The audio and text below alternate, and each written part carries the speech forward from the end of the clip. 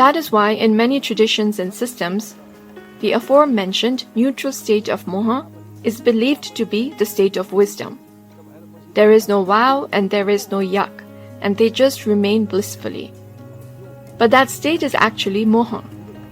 So how can this moha be cut through?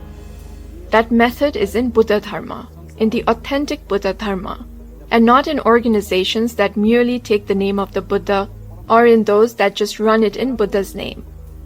This is found in authentic traditions of Buddhadharma that have come from unbroken, pure, enlightened lineages that have continued through thousands of years. So when these two sleeps of ignorance are lifted, then one becomes Buddha. संस्कृतमा अथवा अविद्या निन्द्रा द्वय अपगमात् Buddha. Thus, avidya nindra dvaya apagamat Buddha, as said in Sanskrit. Now let us move on to the third definition. सर्वगुण संपन्न संपत सर्वगुण संपत संपन्नतया सर्वदोष विनिर्मुक्तया च बुद्धेर अन्यैर्वा ज्ञात इत्यर्थ. Sarva guna sampat sampannataya sarva dosha vinirmuktaya cha buddher anyarva gyata ityartha. The meaning of sarva guna sampat sampannataya is endowed with the wealth of all qualities. Sarva dosha vinirmuktaya means completely free from all faults. And cha buddher anirva gyata ityartha means the Buddhas as well as others know him as Buddha. It is based on this third definition that in the Tibetan language Buddha is called Sangha. Ge means sarva guna sampat sampannataya and Sang means sarva dosha vinirmuktaya. Thus, with all qualities developed and free from all faults.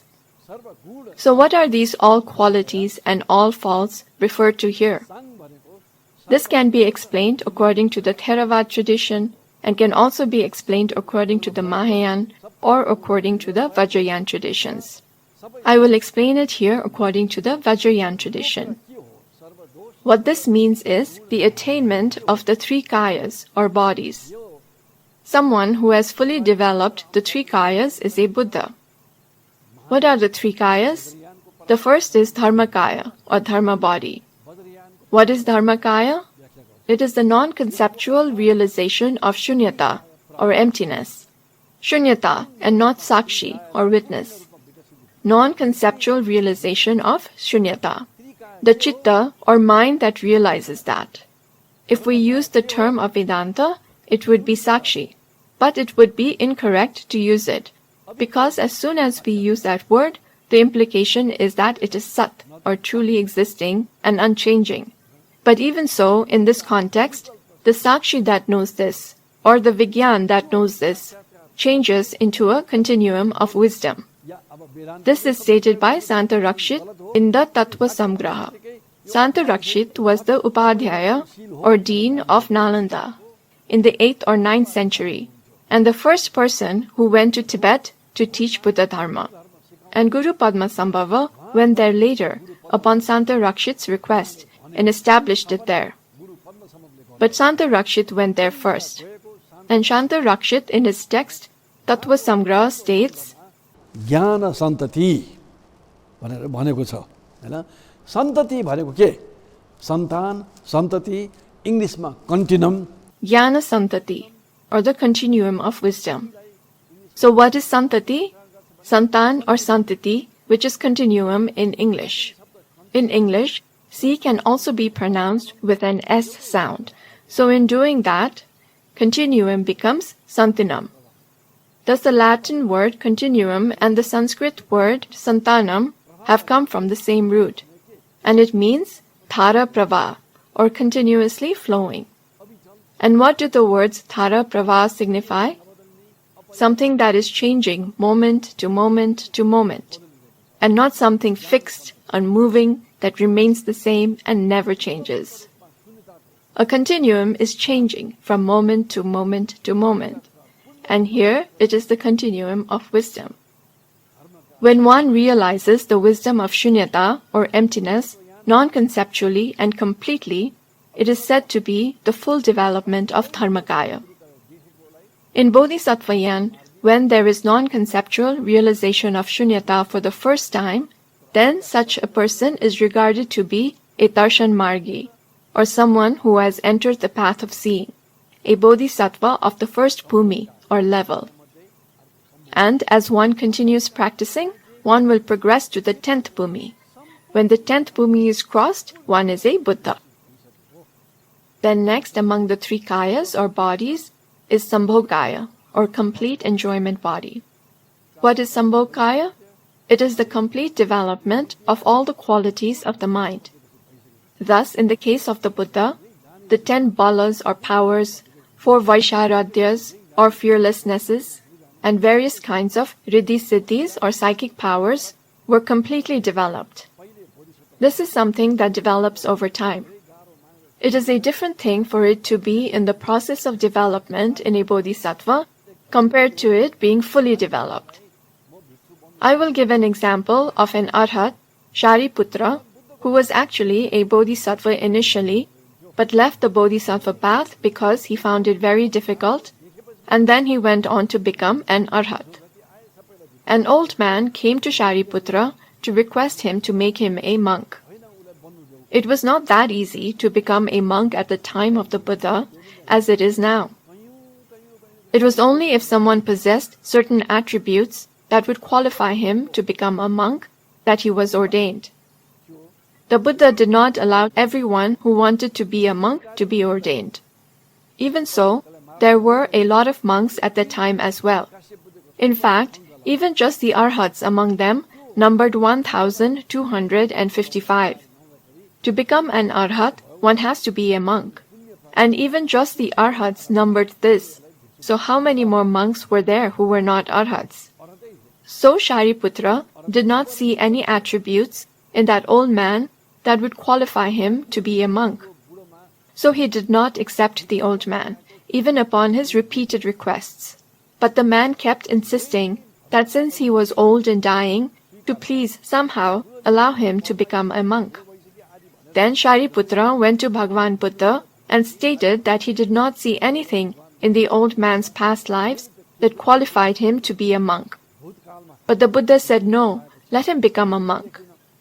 And when Shariputra asked why he should be allowed, since he himself had not seen any reason for it, the Buddha told him, many eons ago, there was a stupa of Kashyap Buddha, and the old man was born as a pig at that time.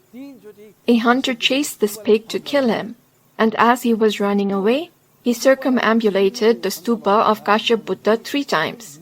So based on the merit he accumulated by circumambulating the stupa, you can make him a monk. सारीपुत्रले पनि मौद्गलायन सारीपुत्र पनि सिद्धि रिद्धि भएको सिद्धिमान अरतहरू हुन्। उहाँहरूले पनि देख्न नसक्ने भूत भविष्य र वर्तमान उहाँले देख्न सक्नुहुन्थ्यो। Now, Shariputra and Maudgalyayan were great arhats with riddhi siddhis or psychic or miraculous powers. But even so, the present, past and future, which they could not see, could be seen by the Buddha. He had very many riddhi siddhis, like the yamak pratiharya, which no one with other riddhi siddhis have been able to display, and nor will they be able to. Only a Buddha can display this. It involves flying up in the air, with water falling from below the navel, and fire blazing from above the navel. Only a Buddha can do this, and other such riddhi siddhis. He has many such powers. But all of these are actually minor. His main pratiharya or miracle is dharma pratiharya, or the miracle of teaching dharma. Pratiharya is the Buddhist term for riddhi siddhis, or miraculous powers. And his teachings liberate millions and millions, let's just say uncountable numbers of people. This happened while he was alive, after he went to parinirvan, and is happening still to this day. How we can tell this is at the time of death of such liberated people. We can then say with 100% certainty, when a person is dying. A yogi who is liberated, who has already attained wisdom, does not die like an ordinary person. There is a Tibetan saying, a great Pandit, a great yogi, an ordinary corpse at the time of death. What is an ordinary corpse? After a few minutes or within hours of dying, the corpse starts to swell and smell or become rigid, etc. But yogis do not pass like that. Let us not even talk about the Buddha or high-level bodhisattvas. Any good yogi, that is one who has become a yogi in accordance with the wisdom of the Buddha, will never die that way. They can remain in the body for 2 days, 3 days, 4 days, or 17 days in samadhi or meditative absorption, in the sitting meditation posture, or in simhasan, the lion's pose, in which the Buddha himself passed away. In the story of Bhagwan Buddha himself, in the Mahaparinibban Sutta of the Theravada, his body remained for 15 days in India, in the month of April, and Kusinagar in India is to the south of our Tarai region in Nepal, where it would have been oppressively hot. Even there, his body did not decay, nor smell, nor become rigid for 15 days. And even now, Tibetan gurus pass away like that, as have Zen and Chan gurus, sitting in the meditation posture for 3 days, 4 days, 5 days, and giving teachings until the last moment. And even up to recently, arhats from Thailand and arhats from Burma passed away like that. I do not know if this still happens now in the Theravadi tradition or not. As far as I have heard, it does not. So that was lost. It appears that the tradition is broken. But in the Tibetan tradition, and in the Zen, Chan, and various other Mahayana traditions of China and Korea, they still pass away like that. Once they are cremated, relics known as ring cell in Tibetan and sharir dhatu in Sanskrit are found in the ashes. What are these? They are small seed-like or bead-like objects that look like beads of pearls or rubies, which are found in abundance. They are called sharir dhatu. If their disciples who have devotion keep this covered in their shrine room or meditation room, and then open and look at it after 6 months, they will find 2, 4, or 6 of them, where there was only one to begin with when it was covered. Such are sharir dhatus. The Buddha's sharir dhatus are still multiplying to this day. They are still continuing to. That is why they are all over the world. They are in many countries like Sri Lanka, Nepal, etc. If they are kept by those without devotion, then they will disappear. If it is opened after 3 months, 4 months, or 6 months, it will have completely disappeared. And then the Nirmankaya, or emanation body, of a complete Buddha, which is called Tulku in Tibetan, is endowed with 32 lakshans, or major marks, and 80 anuvyanjans, or minor marks, right from birth. I have talked about this in detail in other Bodhi TV episodes, and if you are a new viewer, then you can watch those, and you will see what a Buddha is. He will have these 32 marks, and there will be other signs as well of Buddhas, which I have mentioned in those episodes. I will not be getting into those today. So here, this question says, when Buddha was asked, "Who are you?" Buddha replied, "I am nobody." Is this description as given by Sadhguru correct? Well, this is not found in any Buddhist sutra, sutta, tantra, or shastra. In the Dona Sutta of the Anguttara Nikaya, it is Dona in Pali and Drona in Sanskrit. Thus, in the Drona Sutra or Dona Sutta, a Brahmin named Drona asked Bhagwan Buddha, "Are you a Deva or God?" saying, "Devo no bhavam bhavisatiti." And Buddha replied, "Nakho aham brahmana devo bhavisamiti," meaning, "O Brahman, I am not a Deva." Then he asked, "Are you a Yaksha?" Buddha replied, "No Brahman, I am not a Yaksha." Then, "Are you a Gandharva?" "O Brahman, I am not a Gandharva." Then, "Are you a human?" And here too, Buddha clearly said, "I am not a human." Then the Brahmin asked, "Then what shall we consider you to be? What do we recognize you as? What are we to know you as? What are we to call you?" Then he said, "Buddheti mam brahmana tharayi." "O Brahman, know me as Buddha." He did not say, "I am nobody." This is incorrect. However, in the Khuddaka Nikaya, Sutta Nipata, Mahavaggo, Sundarika Bharadwaja Sutta, in the context of being asked if he was a Brahmin or the son of a king or a merchant, Buddha said, Akinchano, or I am none of these, or not any of these, homeless in pilgrim garb with shaven head. In the Zen tradition, which is called Chan tradition in Chinese, San tradition in Korean, and Thien tradition in Vietnamese, in the dialogue between guru and disciple, when the guru is asked, "Who are you?" some gurus reply, "I am nobody." This is a means to teach shunyata, or emptiness, using a different type of language. But this was not said by Buddha, and Buddha has never used words like this. So with this, I wish to end for today.